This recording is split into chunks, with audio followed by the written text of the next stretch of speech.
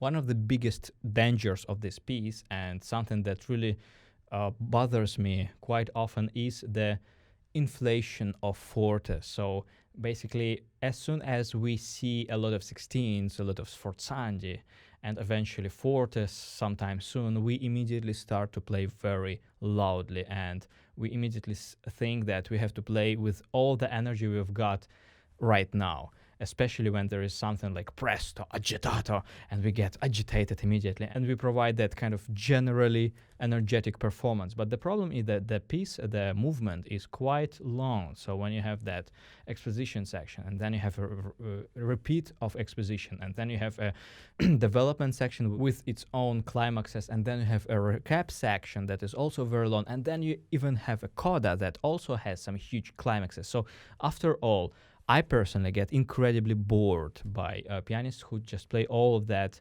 loudly through the piece without calculating what they're doing really well. So what I think Beethoven meant here when he was writing those 16 notes with no legato, no crescendo, that lead us to those sforzando a few times in a row, I think that he wanted to create tense atmosphere, that something is going to explode, but this expectation that it will explode soon is actually a much more powerful device than explosion itself. That's why I think that it's very important to start as softly as possible and building a line with those sforzandi, and then another one, and then finally. So if we would be able to build all that through, I think that it would be a much more powerful impression.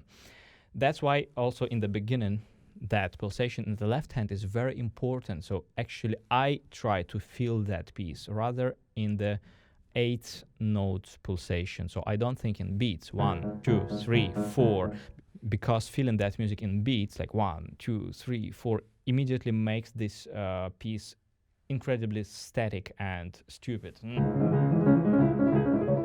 But if we would feel that piece in the 8th notes pulsation,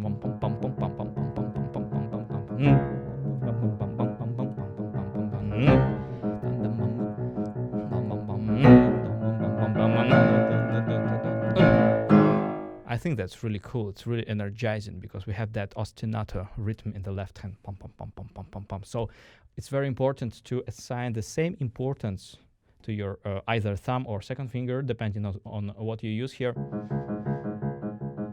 and not playing one note heavier than the other note. In the right hand, I would restrain of making crescendo and making legato. So minimum pedal.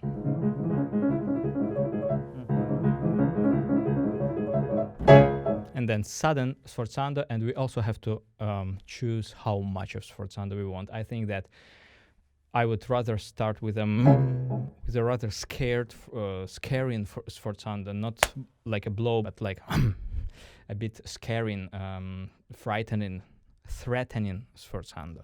And of course, a lot of articulation in the right hand in order to provide that crispy 16th note pulsation. So although we are feeling that 8th note pulsation, pum pum pum pum pum pum pum, we also have to actively feel the that 16 notes pulsation. And that mixture of two very small, very short pulsations creates that very energized character. And then finally, only in the bar number 7, we actually have crescendo. So it's very important to notice where exactly do we have crescendo.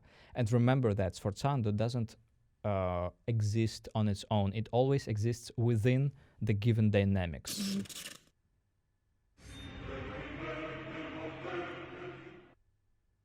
Then it would be really great if you could mark that long note.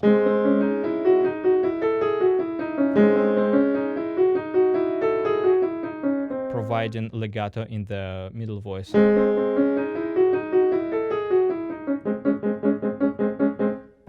Playing lighter those staccati. So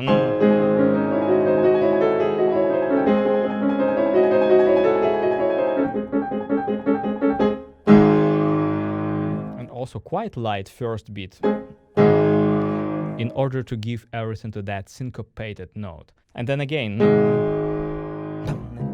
very active end of the bar. So here's very important to kind of cut off that fermata. So we listen that fermata till the very end. 1, 2, 3, 4 fermata.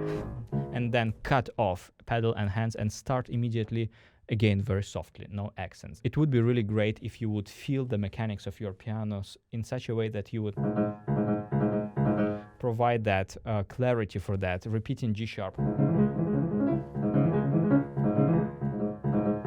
Usually it's always blurred on the recordings because it's very difficult and we have to really point our attention to that. But if you would eventually reach that clarity in the beginning, it would really add a lot to the vibrance and smaller pulsations. Also, I would not do much crescendo, even trying to make diminuendo.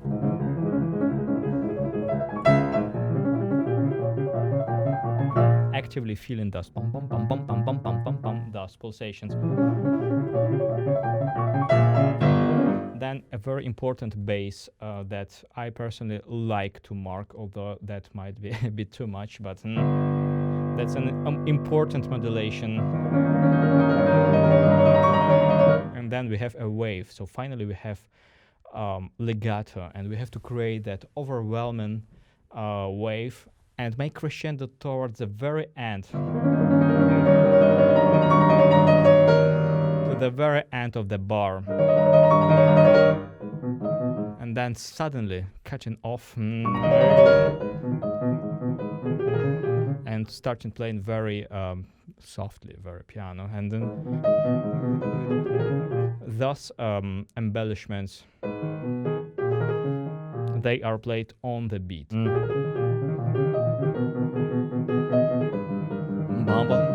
Thus motifs are very tense, so we have to mark even the lower note, pa, pum, pa, ba, pa, pum, because if you mark just the upper note, it would sound rather very straightforward. So pa, pa, feeling the tension of a leap here.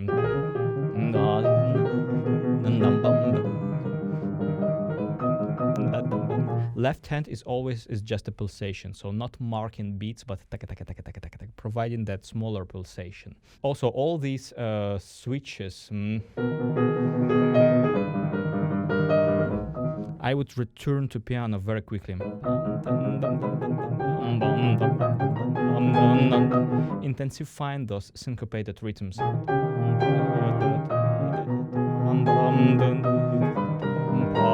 Imagining crescendo pam pam pam pam pam pam on these syncopes, and then using gravity for those sforzandi and playing the left hand just lighter. No sforzandi for the left hand. Very light first beat and very sharp second beat, but playing that sforzando using the speed with which you hit the keys, but not the muscles. Then it's really cool to make crescendo at the end of the bar in bar number 32. So providing some extra crescendo at the end of the bar before fortissimo.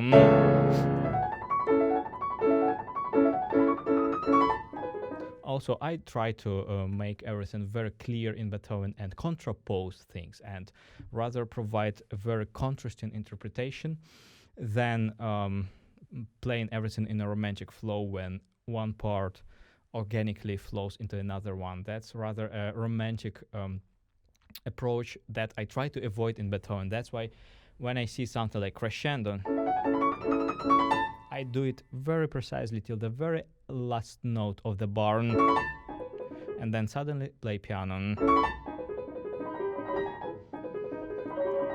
The chord itself kind of lifted in the air. Then this syncope on the second beat might be really devastating, might be really mind-blowing.